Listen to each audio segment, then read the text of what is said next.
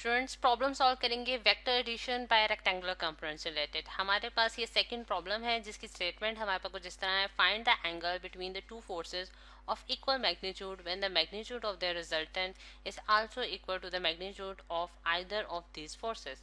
अब अगर हम डाटा कलेक्ट करें स्टूडेंट्स इस स्टेटमेंट से, तो हम डाटा में क्या लिखते हैं कि हमारे पास दो फोर्सेस हैं जिनको हमने नाम दे दिए F1 फोर्स का और सेकंड को नाम दे दिया F2 फोर्स का। अब इनके जो मैग्नीट्यूड्स हैं वो रिजल्टेंट के मैग्नीट्यूड के बराबर है, यानी कि अगर R रिजल्टेंट है इन दो फोर्सेस का तो उसका जो मैग्नीट्यूड है वो F फोर्स के मैग्नीट्यूड के बराबर होगा, F2 फोर्स के मैग्नीट्यूड के बराबर होगा। F1 जो है F2 के बराबर है क्योंकि वो सेम फोर्सेस हैं, जो है टू इक्वल मैग्नीट्यूड की फोर्सेस है हमारे पास, ठीक है। और इनको हम जो है मोर स्पेसिफिकली F का नाम दे सकते हैं कि F जो है F मैग्नीट्यूड के बराबर है। अब अगर हम देखें स्टूडेंट्स कि हमने थीटा एंगल फाइंड आउट करना है, और थीटा एंगल जो है वो बेसिकली हमारे पास इन दो फोर्सेस के दरमियान का एंगल है F1 फोर्स और F2 फोर्स का। अब स्टूडेंट्स इस प्रॉब्लम को सॉल्व करने के हमारे पास दो मेथड्स हैं जिनके जरिए हम ये प्रॉब्लम सॉल्व कर लेते हैं। वन बाय वन हम मेथड्स देखेंगे।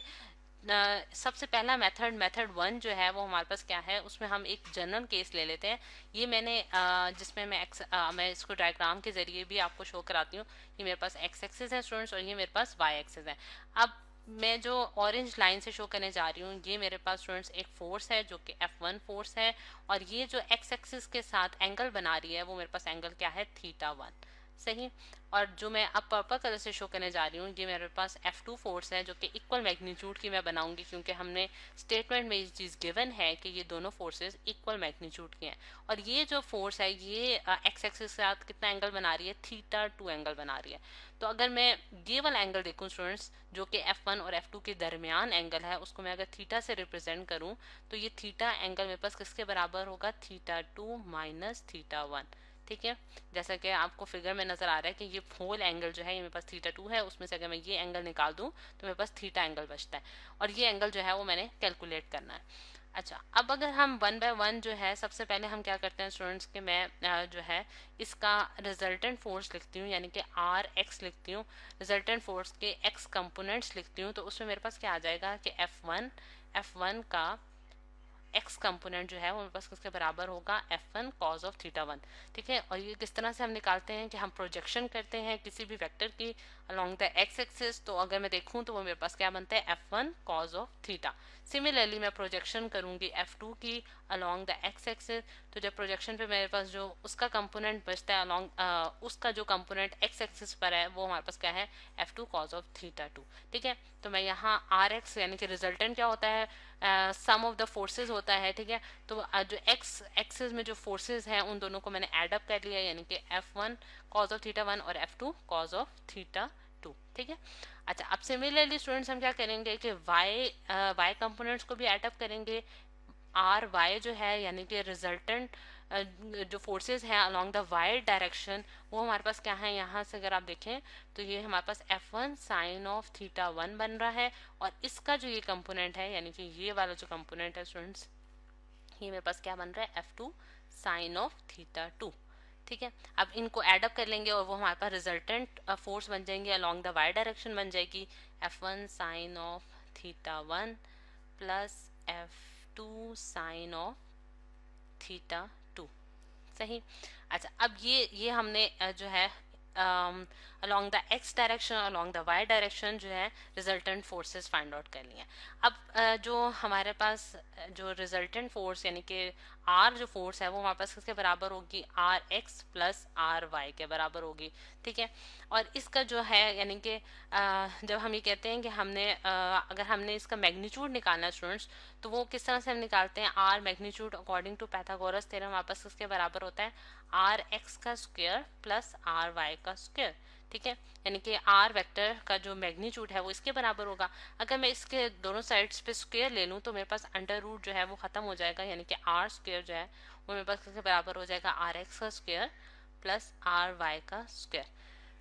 अब इसमें हम सारी वैल्यूज को इनपुट करेंगे, जैसा कि हमने डाटा में लिखा था स्टूडेंट्स के हमारे पास आर जो है, आर वेक्टर का जो मैग्नीट्यूड है वो इन दोनों फोर्सेस के मैग्नीट्यूड के बराबर है, जिसके तहत मैं ये लिख सकती हूँ कि एफ जो आर स्क्वायर है वो मेरे पास एफ स्क्वायर के बराबर आ जाएगा। सिमिलरली आर एक्स की वैल्यू जब मैं इसमें इनपुट करती हूँ तो मेरे पास जहाँ जहाँ F1 है उसकी जगह मैं F लिख सकती हूँ, F cos of theta 1 plus F cos of theta 2,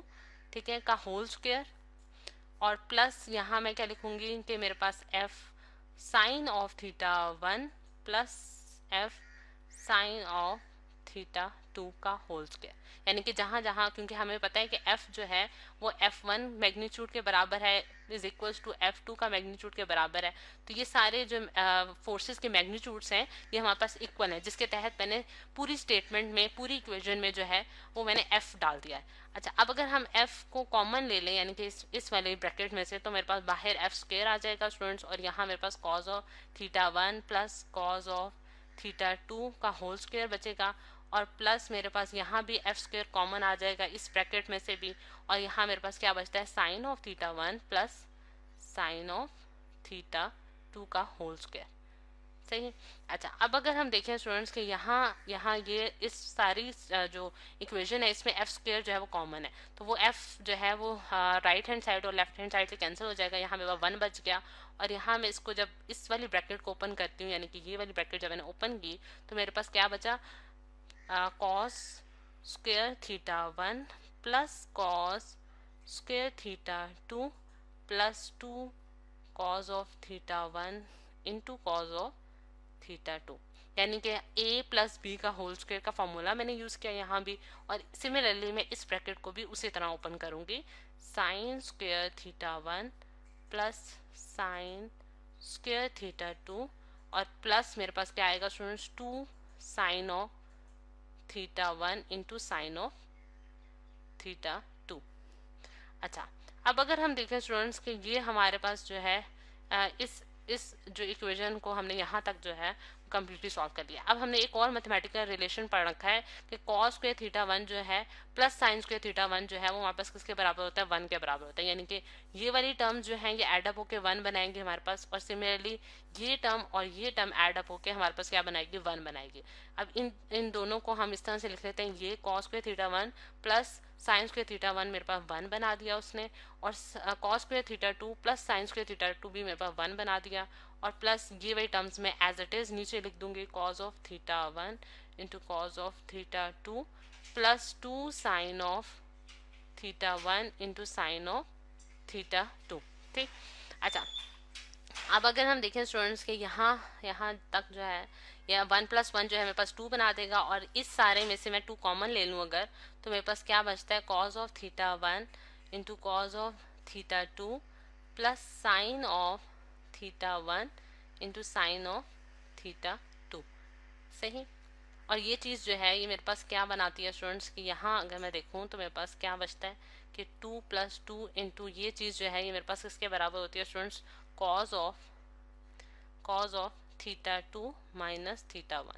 ठीक है, ये भी मैंने एक मैथमेटिकल रिलेशन जो है वो इसमें इस्तेमाल किया है। अच्छा, अब यहाँ अगर हम देखें कि हमने जो थीटा को जिस तरह से डिफाइन किया था, वहाँ हमने क्या कहा था कि थीटा 2 माइनस थीटा 1 जो है हमारे पास थीटा के बराबर होता है, यानी कि यहाँ मेरे पास क्या चीज़ बच गई, 2 प्लस 2 कॉज ऑफ थीटा। ठीक है, यानी कि थीटा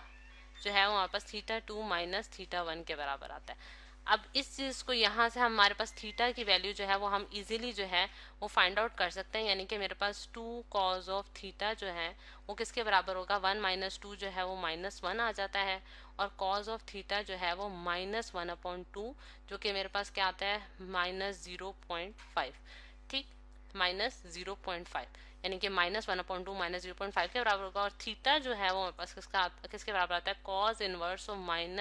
-0.5, और इसको आप कैलकुलेटर की मदद से देखें तो आपके पास आंसर आएगा 120 डिग्री, यानी कि theta is equal to 120 degree. तो स्टूडेंट्स इस तरह से हमने जो है वो इसका एंगल जो है वो फाइंड आउट कर लिया दो फोर्सेस के दरमियान, यानी कि F1 फोर्स और F2 फोर्स के दरमियान। ये फिगर में भी मैं आपको दोबारा से दिखा देती हूँ कि ये एंगल जो है ये हमारे पास निकला है 120 डिग्री। अब नेक्स्ट लेक्चर में जो है हम इसी प्रॉब्लम को कंटिन्यू करेंगे और सेकेंड मेथड के जरिए इस प्रॉब्लम को सॉल्व करने की कोशिश करेंगे।